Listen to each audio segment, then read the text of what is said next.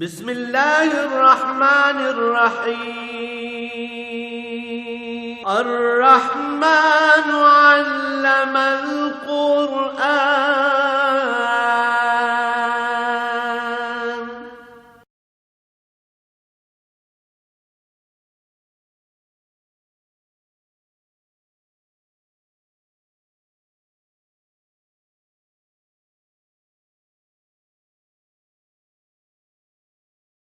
الحمدللہ رب العالمین والصلاة والسلام علی حبیبہ محمد وآلہ وصحبہ اعوذ باللہ من الشیطان الرجیم بسم اللہ الرحمن الرحیم ما اشہدتہم خلق السماوات والارض ولا خلق انفسہم وما کنت متخذ المضلین غضا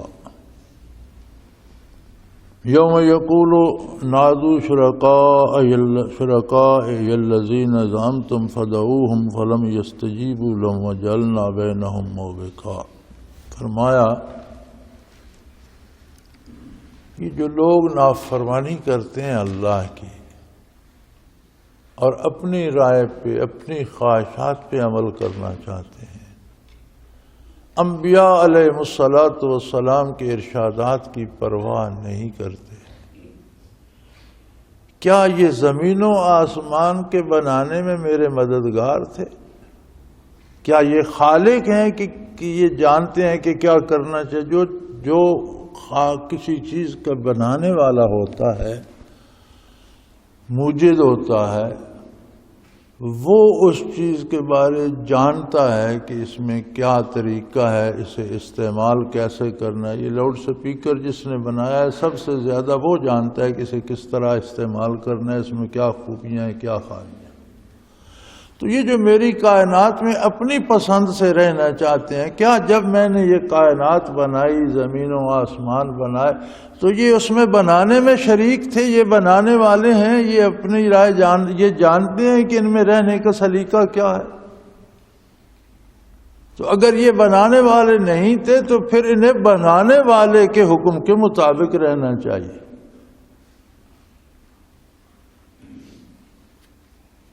اور پھر یہ خود مخلوق ہے، کیا یہ اپنے آپ کے بنانے میں بھی شامل تھے؟ انہیں تو اپنا بھی نہیں پتا کہ ہمیں رب العالمین نے کس طرح بنایا۔ یہ تو جب بنے ہوش آئی، انسان بنے، زندگی عطا ہوئی تو انہیں کوئی سمجھ بوجھ آئی۔ انہیں تو اپنا بھی نہیں پتا کہ اللہ کریم نے ہمیں کیسے تخلیق فرمایا، کیا نظام اس نے قائم کر دیا تخلیق انسانی کا، اور کس طرح مٹی کے ذرات کو ہیومن سیلز میں تبدیل کرتا ہے، انسانی وجود کے سیلوں میں تبدیل کرتا ہے، کس اس سے پروسیس سے گزار کر لاتا ہے کہ زمین کے ذرات سے کوئی درخت اگا، پھر اسی میں پھر پھل پھول آئے، پھر وہ انسان کی غذا بنا، زمین سے گھاس کی شکل فصل کی شکل میں اگا، کسی جانور نے کھایا وہ بھی مخلوق تھا، پھر اس کے پیٹ میں دودھ بنا یا اس کا گوشت بنا، پھر آ کر انسانی غذا بنا، پھر انسان کے پیٹ میں آ کر وہ ہیومن باڈی سیلز میں تبدیل ہوا اور آنے والی نسلوں کے لیے بن گیا۔ تو یہ جتنا پروسیس ہے، اس کے بنانے کا جتنا عمل ہے، کیا یہ اپنے اس عمل میں بھی شریک تھے؟ انہیں تو اپنا بھی نہیں پتہ زمین و آسمان کیا بنائے، اور اللہ کی کائنات میں پھر یہ اپنی مرضی سے کس طرح رہنا چاہتے ہیں؟ یہ تو کوئی اس کا تو کوئی جواز بنتا ہی نہیں۔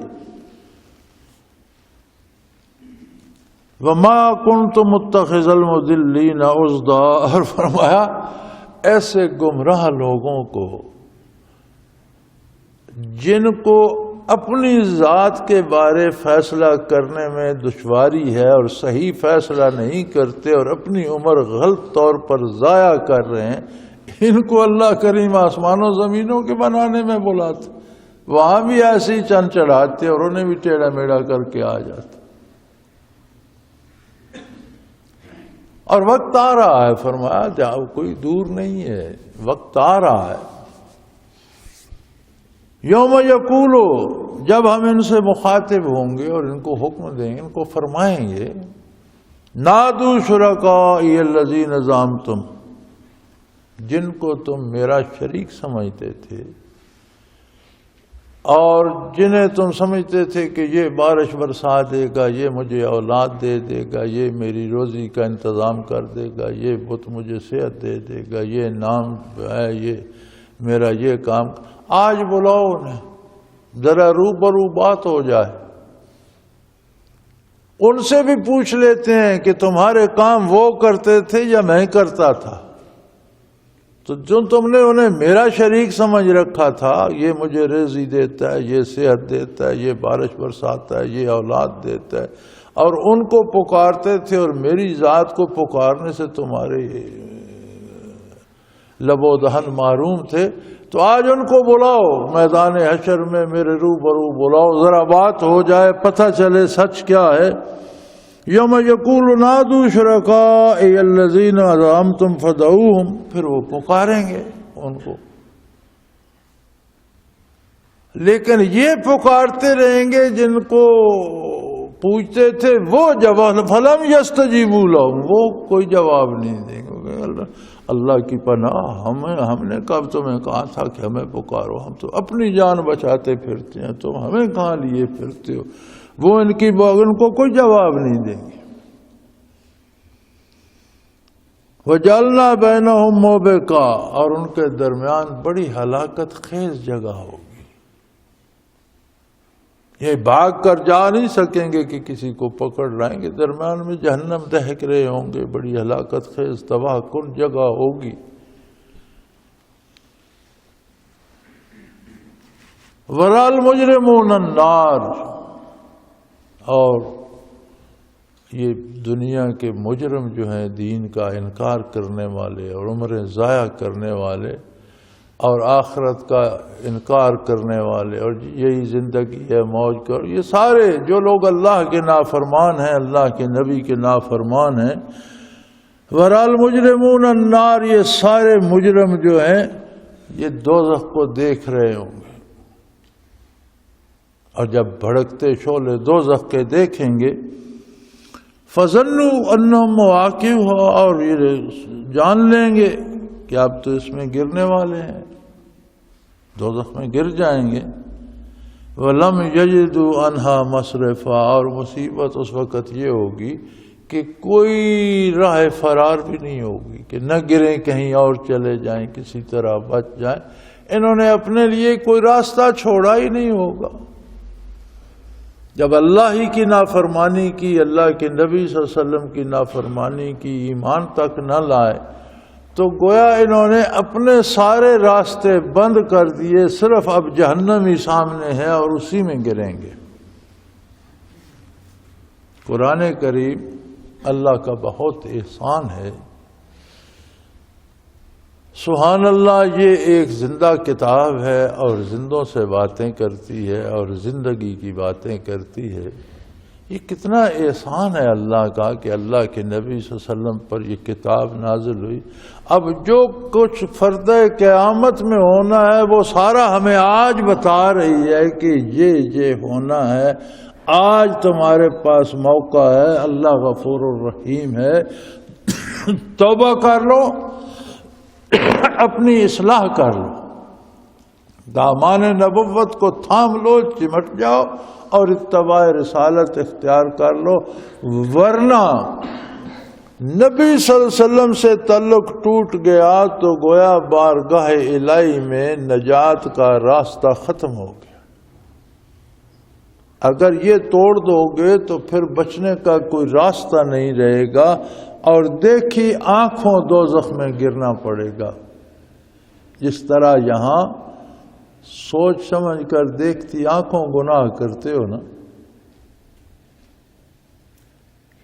گناہ کی بھی منصوبہ بندی کرنا پڑتی ہے، اس سے بھی کسی کو لذت محسوس ہوتی ہے، کسی کو بڑائی محسوس ہوتی ہے، کسی کو دولت آتی ہے، تو گناہ بھی دیکھتی آنکھوں سوچ سمجھ کر بندہ کا فرمایا، اس وقت جہنم بھی دیکھتی آنکھوں، سامنے دوزخ ہوگی۔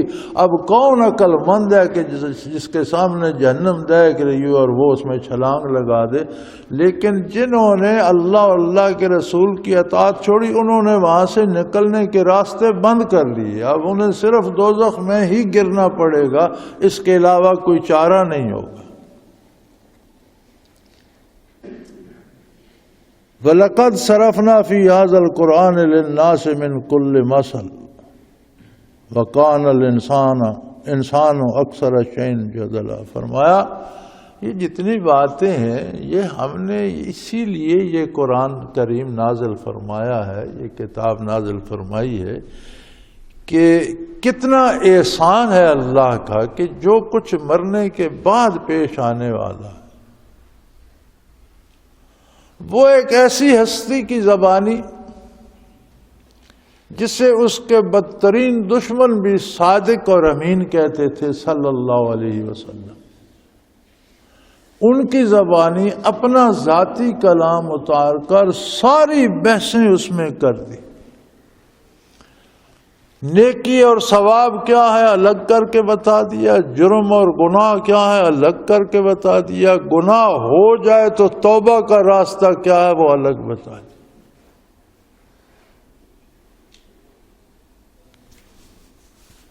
اور اتنی آسانی فرمائی بطفیل نبی کریم صلی اللہ علیہ وسلم اس امت مرحومہ پر، پہلی امتوں میں بھی گناہ ہوئے، توبہ بھی لوگوں نے کی لیکن توبہ پہ شرائط لگ جاتی تھی،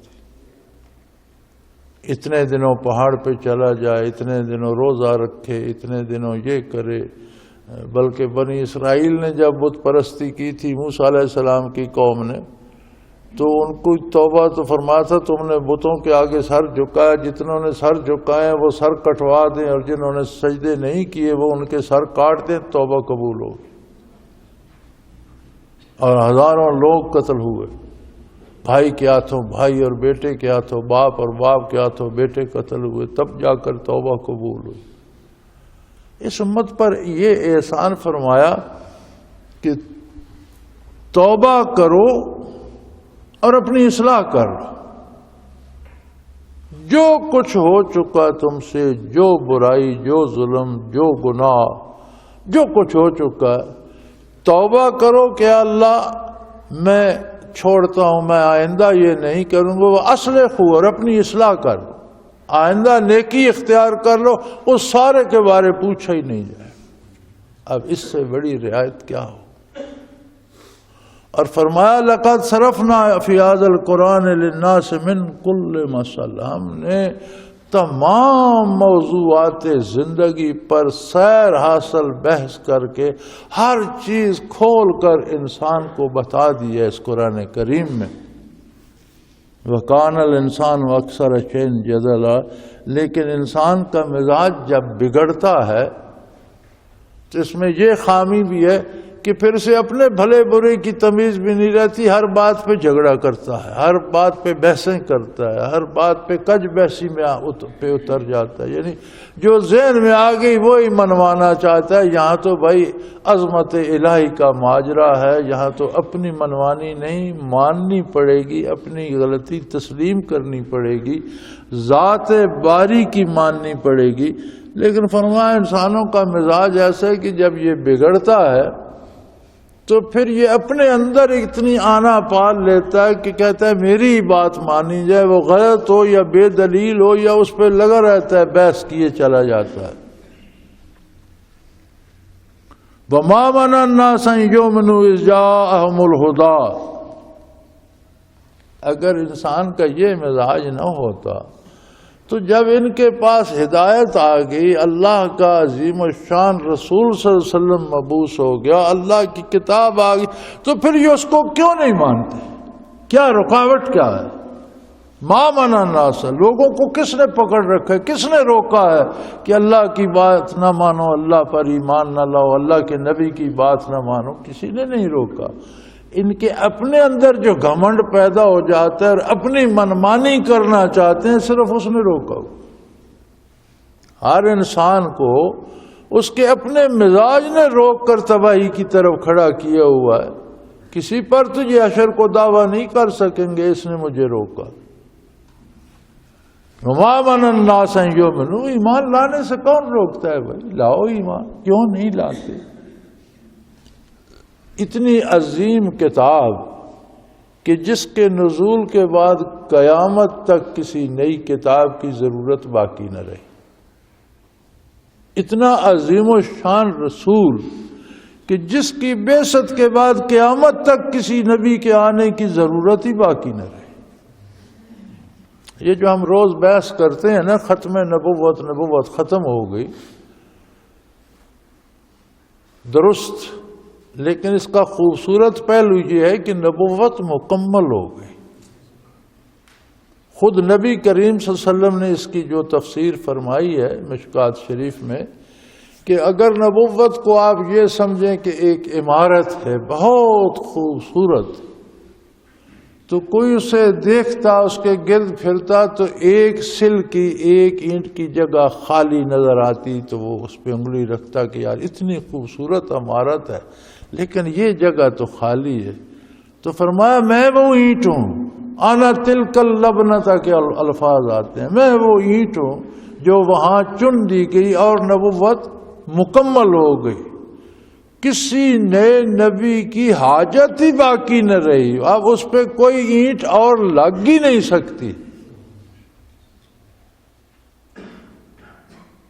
ایسا عظیم الشان رسول صلی اللہ علیہ وسلم کہ جن کے مبعوث ہونے کے بعد قیامت تک ہمیشہ ہمیشہ کے لیے نئے نبی، کسی دوسرے نبی کے آنے کی ضرورت ہی باقی نہ رہی، نبوت مکمل ہو گئی۔ اب یہ آسان کام نہیں ہے۔ قرآن 15ویں صدی میں جا رہا ہے۔ جب قرآن نازل ہوا تو انسانوں کے مسائل، اقوام عالم کے مسائل اور تھے، وسائل اور تھے، ذرائع اور تھے، حالات اور تھے، مسائل اور تھے۔ جو جو وقت گزرتا گیا نئی نئی ایجادات آتی گئیں۔ اب آج کی جو دنیا ہے اس کے اپنے مسائل ہیں، اپنی نوعیت ہے۔ آج کمپیوٹر کی دنیا ہے، آج بہت گلوبل ولیج بن گیا ہے، سارا روئے زمین ایک شہر بن گیا ہے، اس کے اپنے مسائل ہیں۔ لیکن سبحان اللہ، ہر مسئلے کا جواب آج بھی محمد الرسول اللہ کے ارشادات میں موجود ہے، اور ہر مسئلے کا جواب آج بھی قرآن میں موجود ہے۔ اور قیامت تک جتنی تبدیلیاں آتی رہیں، ہر تبدیلی کے بعد بھی ہر مسئلے کا جواب اس کتاب میں بھی موجود ہے اور اللہ کے نبی کے ارشادات میں بھی موجود ہے۔ نہ نئی کتاب کی ضرورت ہے کہ مسائل بدل گئے، نئی کتاب آئے، نہ نئی نبوت کی ضرورت ہے کہ مسائل بدل گئے، نیا نبی آئے۔ بھلا سوچو، ہر ملک، ہر قوم میں حکومتیں بنتی ہیں، ادارے بنتے ہیں، قانون ساز ادارے بنتے ہیں، وہ قانون ترتیب دیتے ہیں ملک کو کیسے چلایا جائے۔ عجیب بات ہے، کسی ایک ملک کے قوانین کا اطلاق دوسرے ملک میں نہیں ہوتا۔ کوئی دنیا میں ایسا ملک ہے جس نے وہ قانون بنایا جو ساری دنیا اپنا لے؟ ہر کسی کے محض اپنے لیے ہیں۔ ہر قوم کی تہذیب جدا ہے، خوراک جدا ہے، شکلیں جدا ہیں، اوقات جدا ہیں، زبانیں الگ ہیں، موسم الگ ہیں، ضروریات بھی الگ الگ ہیں، ان کے مطابق ہیں۔ پھر ان جو بناتے ہیں اس ملک کی اپنی ضروریات کی بھی تکمیل وہ نہیں کرتے، پھر جب تک وہ چلتے رہتے ہیں ان میں تبدیلیاں ہوتی رہتی ہیں، امینڈمنٹس آتی رہتی ہیں، نئی نئی باتیں پرانی کاٹتے نئی داخل کرتے رہتے ہیں کہ وہ پورا صحیح جواب نہیں دیتے۔ یہ کیسی کتاب ہے کہ جس نے جو قانون آج سے 1500 سال پہلے بتایا، آج تک کسی میں تبدیلی کی، کسی امینڈمنٹ کی ضرورت پیش نہیں آئی اور نہ قیامت تک آئے گی۔ اور کتنا عظیم الشان حبیب کبریا صلی اللہ علیہ وسلم رسول ہے کہ جس نے جو فرما دیا قیامت تک کے لیے اس میں کسی تبدیلی کی ضرورت پیش نہیں آئے۔ اب اتنی بڑی اللہ کی نعمت، وَمَا مَنَعَ النَّاسَ أَن يُؤْمِنُوا، لوگوں نے کس نے روکا؟ کیوں نہیں مانتے؟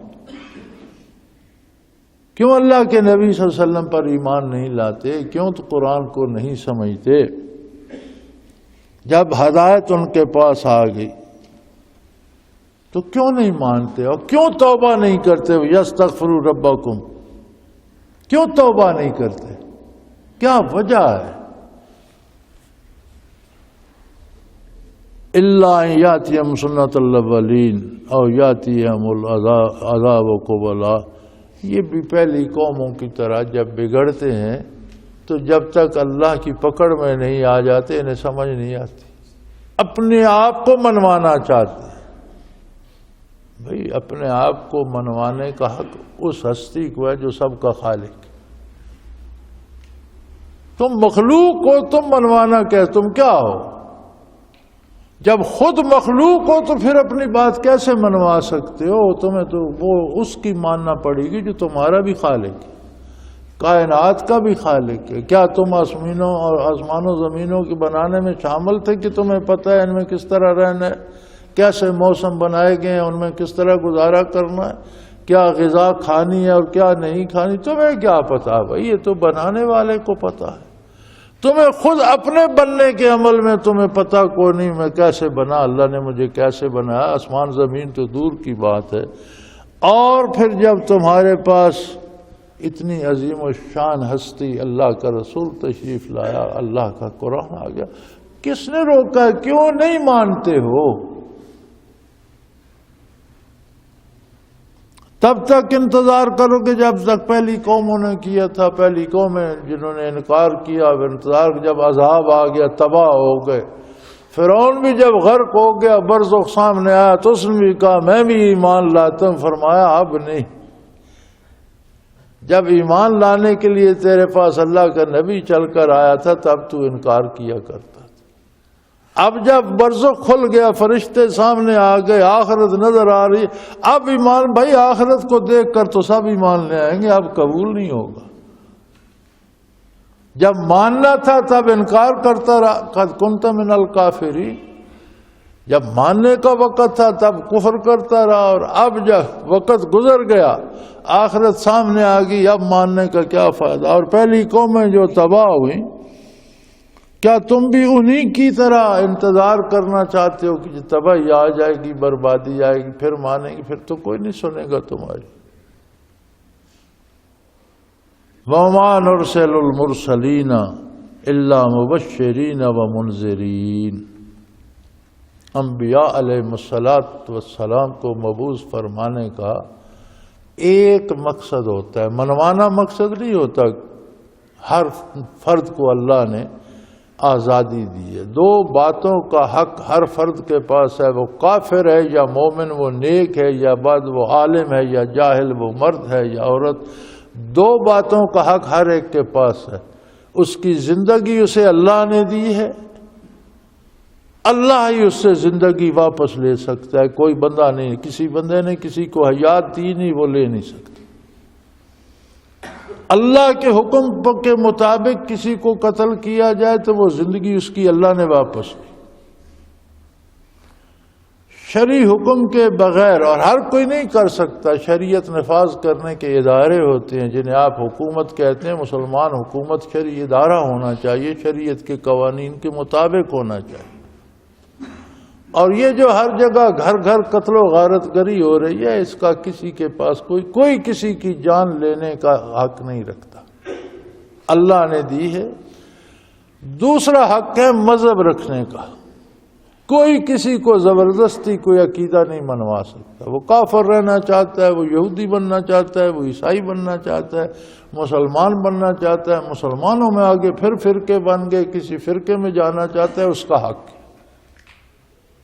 اللہ کے پاس جائے گا تو اپنے جو عقیدہ اختیار کیا اس کا باز پرس ہوگی، اس کا جواب وہ اللہ اس سے لے گا. میں اور آپ کسی کا حساب کہ ہم کسی کو سنی سمجھ کر مار دیں، شیعہ سمجھ کر قتل کر دیں، دیوبندی قتل کر دیں، بریلوی قتل، یہ قتل ناجائز، اس کی کوئی اجازت نہیں.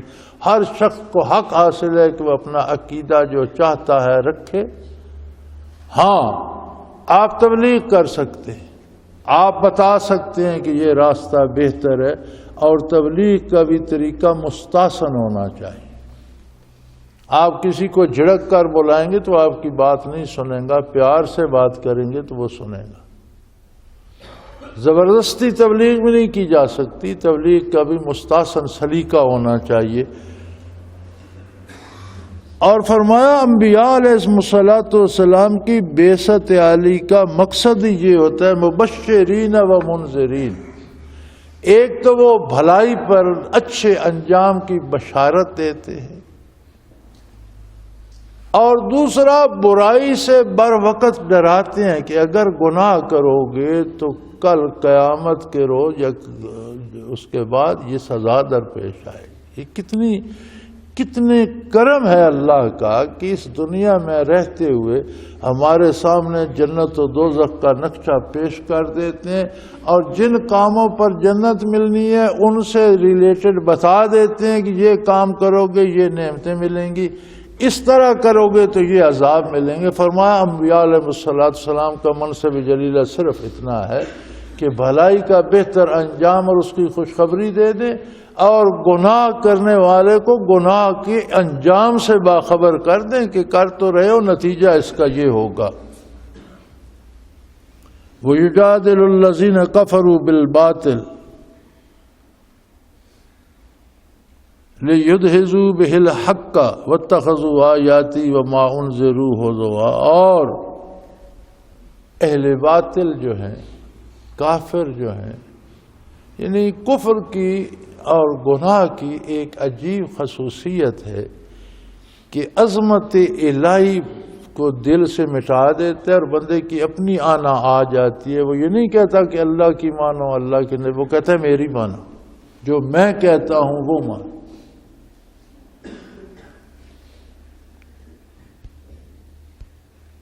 تو باطل طریقے سے، ناحق طریقے سے جھگڑا کرتے ہیں، ناروا طریقے سے جھگڑا کرتے ہیں اور مقصد ان کا یہ ہوتا ہے لِيُدْحِضُوا بِهِ الْحَقِّ، کہ اس طرح سے حق کو ٹال دے، کسی طرح سے حق بات ٹل جائے. بھئی باطل بے دلیل اور بغیر کسی مناسب رائے کے جو خواہ مخواہ جھگڑا کرتے ہو بات کو ٹال، اس لیے اس طرح تو حق نہیں ٹلتا.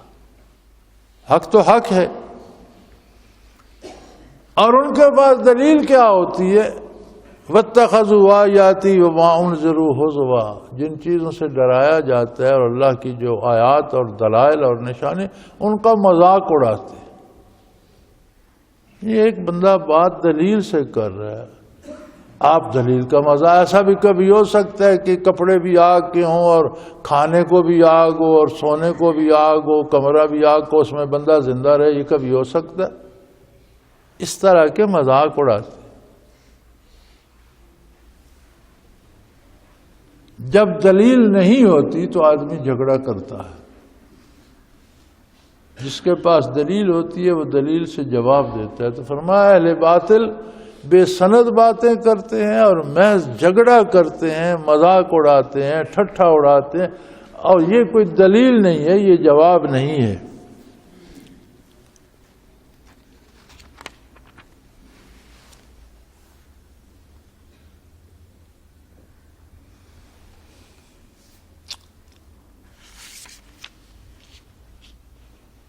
وَمَنْ أَظْلَمُ مِمَّنْ ذُكِرَ بِآيَاتِ رَبِّهِ فَأَعْرَضَ عَنْهَا وَنَسِيَ مَا قَدَّمَتْ يَدَاهُ. فرمایا اس سے بڑا اور ظلم کیا ہوگا، اور اس سے بڑا اور ظالم کون ہوگا کہ جس کے پاس اللہ کی آیات آئیں، اللہ کی دعوت آئے، جس سے اللہ کریم باتیں کرے، اللہ کا نبی جس تک اللہ کے ارشادات پہنچائے، فَأَعْرَضَ عَنْهَا، اور وہ منہ پھیر کے چل دینے، جی نہیں مجھے اس کی ضرورت نہیں. یہ دنیا میں بڑے بڑے ظلم ہوتے ہیں، لیکن یہ سب سے بڑا ظلم ہے کہ اللہ کریم تجھے یاد فرمائے، تیرے لیے اپنا کلام نازل فرمائے، تیرے ساتھ بات کریں، تجھے سمجھائیں کہ یہ چیز نفع مند ہے، یہ نقصان، تو کہنے جی نہیں مجھے نہیں ضرورت. وَنَسِيَ مَا قَدَّمَتْ يَدَاهُ، اور اپنے گناہوں کو بھول جائے، جو کرتوت کر کر کے آگے بھیجتا رہے وہ یاد نہ رہے. سب سے بڑا ظالم وہ ہے جو احکام الہی کی پرواہ نہ کرے اور اپنے گناہوں کو بھول جائے. فرمایا دنیا میں بھی اس کی سزا یہ ملتی ہے کہ اِنَّا جَعَلْنَا عَلَىٰ قُلُوبِهِمْ أَكِنَّةً، ہم ان کے دلوں پر پھر ایک پردہ چڑھا دیتے ہیں کہ اگر تم ایسے ہی ہو تو چلو یوں ہی صحیح. یعنی گناہ کی بھی ایک حد ہوتی ہے، جب بھی کوئی گناہ کرتا ہے اسے احساس گناہ ہوتا ہے. نبی علیہ الصلوۃ والسلام کا ارشاد ہے کہ گناہ کرنے سے دل میں سیاہی پیدا ہوتی ہے، پھر گناہ کرو وہ بڑھتی ہے، توبہ کرو صاف ہو جاتی ہے، نہیں تو پھر گناہ پہ گناہ کرتے جو بڑھتی رہتی ہے۔ ایک وقت آتا ہے کہ سارا دل سیاہ ہو جاتا ہے، اللہ کریم اس پر مہر کر دیتے ہیں کہ تو نے اتنا ظلم کیا کہ کوئی خانہ سفید رہنے نہیں دیا، چل جا اب تو ادھر ہی رہ، پھر توبہ کی توفیق بھی نہیں ملتی۔ سو فرمایا یہاں بھی وہی ارشاد ہے، انا جعلنا علی قلوبہم اکنہ، ہم ان کے دلوں پر پھر غلاف چڑھا دیتے ہیں، پردہ ڈال دیتے ہیں، پھر انہیں سمجھ ہی نہیں آتی، بھلے سے بھلی بات کرتے رہو پرواہ ہی نہیں کرتے۔ ان یفقہوا کہ وہ کوئی بات سمجھ سکیں، وفی آذانہم وقرا، اور کوئی اچھی بات سن بھی نہیں سکتے، پھر وہ انہیں آواز تو سنائی دیتی ہے، اس بات کی اچھائی سمجھ نہیں آتی۔ وَإِن تَدْعُوهُمْ إِلَى الْهُدَىٰ فَلَن يَهْتَدُوا إِذًا أَبَدًا، پھر اتنی سزا ملتی ہے کہ آپ کوئی انہیں ہدایت کی طرف بلاتا بھی رہے، وہ ہدایت پا نہیں سکتے۔ دنیا میں کوئی لمحہ ایسا نہیں ہے کہ جس لمحے اذان نہ ہو رہی ہو۔ آج تو ہر چیز موجود ہے، آپ کے پاس کمپیوٹر موجود ہیں، سائنسی آلات موجود ہیں، اوقات کو جانچنے کے ذرائع موجود ہیں۔ آپ دنیا کا نقشہ سامنے رکھیں اور مسلمان ممالک جہاں جہاں ہیں ان کی ترتیب دیکھیں اور سورج کی رفتار کو دیکھیں تو آپ دیکھیں گے کہ 24 گھنٹے کا کوئی ایک سیکنڈ ایسا نہیں ہے کہ کہیں نہ کہیں دنیا میں کسی نہ کسی مسجد میں اللہ اکبر کی آواز بلند نہ ہو۔ اس سے بڑی دعوت کیا؟ ہم اپنے شہر میں، اپنے گاؤں میں دیکھ لیں کتنی مساجد ہیں، دن میں 5 بار ہر مسجد میں اذان ہوتی ہے۔ اب کتنی مخلوق ہے اللہ کی جو اس کی طرف کان ہی نہیں لگاتی۔ جانا تو دور کی بات کہ مسجد میں اذان سن کر چلے جائیں، وہ تو دور کی بات ہے، وہ سن کے پرواہ ہی نہیں کرتے۔ بات کر رہے ہوں تو اپنی بات کی ہنسی مذاق کریں، ہنسی مذاق کرتے رہتے ہیں، اتنی دیر خاموش بھی نہیں ہوتے کہ اللہ کی طرف سے دعوت ہو رہی، تھوڑی دیر چپ ہی کر جائیں۔ ہمارے بچپن لڑکپن میں جب ہم چھوٹے تھے، پاکستان بننے سے پہلے جب ہندو یہاں ہوتے تھے تو ہندوؤں کی شادیاں ہوتی تھیں اور وہ جب بارات وغیرہ جاتی تھی تو مسجد کے قریب آتے تو اب وہ چپ کر جاتے تھے، ڈھول تماشے بند کر دیتے تھے اور خاموشی سے مسجد سے گزر کر آگے پھر بجانا شروع کر دیتے کہ مسلمانوں کی مسجد ہے، اللہ کا گھر ہے۔ اتنا ادب ہندو بھی کرتے تھے۔ اب مسلمانوں کی براتیں تو یہ ادب نہیں کرتے۔ اذان ہو رہی ہو، جماعت ہو رہی ہو، یہ اپنے باجے گاجے بجا رہے ہوتے۔ تو اللہ کریم فرماتے ہیں کہ پھر ایسا وقت آ جاتا ہے، ان کے گناہوں کی سزا یہ ہوتی ہے کہ دلوں پہ پردہ پڑ جاتا ہے، کان حق کو سن نہیں سکتے، آنکھیں حق کو دیکھ نہیں سکتی، اور پھر یہ اپنی دھن میں گمراہی کی طرف بڑھتے رہتے ہیں۔ آپ انہیں جا کر منت کر کے گھر جا کر بھی ہدایت کی دعوت دیں، فَلَن يَهْتَدُوا إِذًا أَبَدًا، پھر یہ راست پر نہیں آئیں گے، کیونکہ اللہ نے انہیں اپنی بارگاہ سے نکال دیا۔ سو اللہ کریم سے توبہ کرنی چاہیے اور اپنی ذات کے لیے، اپنی بہتری کے لیے، اپنی آخرت کے لیے اپنی اصلاح کرنی چاہیے، سوائے اتباع رسالت اور اطاعت الہی کے کوئی دوسرا راستہ نہیں ہے۔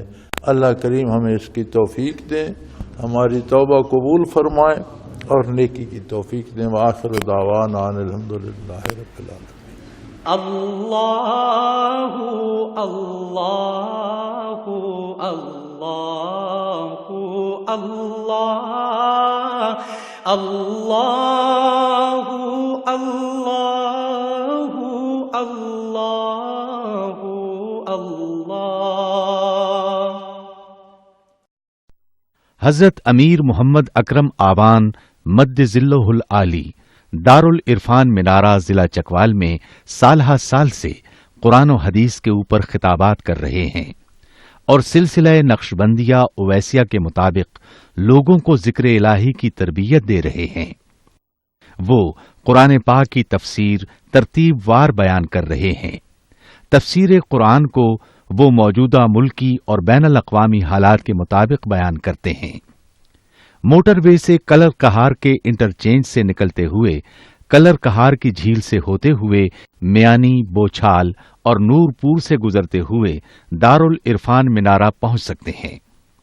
حضرت امیر محمد اکرم آوان نے بچیوں اور بچوں کی دینی اور دنیاوی تعلیم کے لیے سقارہ اکیڈمی کے نام سے ایک درسگاہ بھی قائم کی ہے، جس کا افتتاح ملک پاکستان کے صدر جنرل محمد ضیاء الحق نے اپنے دست مبارک سے کیا تھا۔ وہ تمام احباب جو اسلام کی طلب رکھتے ہیں ان سے گزارش ہے کہ دارالعرفان منارہ ضلع چکوال میں امیر محمد اکرم آوان صاحب کے خطابات سے مستفید ہوں۔ وہ ہر جمعے کو نماز سے پہلے بیان فرماتے ہیں۔ ہر ماہ کی پہلی اتوار کو ماہانہ اجتماع ہوتا ہے جس میں آپ خصوصی خطاب فرماتے ہیں اور پاکستان کے چاروں صوبوں سے احباب اس اجتماع میں شرکت کرتے ہیں۔ اس کے علاوہ یہاں سال میں 2 مرکزی اجتماعات بھی ہوتے ہیں، ایک رمضان المبارک میں اعتکاف کا اجتماع اور دوسرا جولائی اور اگست میں 40 دن کا اجتماع ہوتا ہے جس میں روحانی تربیت کی جاتی ہے۔ اپنا خون سیماب دے کر اتنا ہم کر جائیں گے، نام آقا کا چمن میں پھر رقم کر جائیں گے۔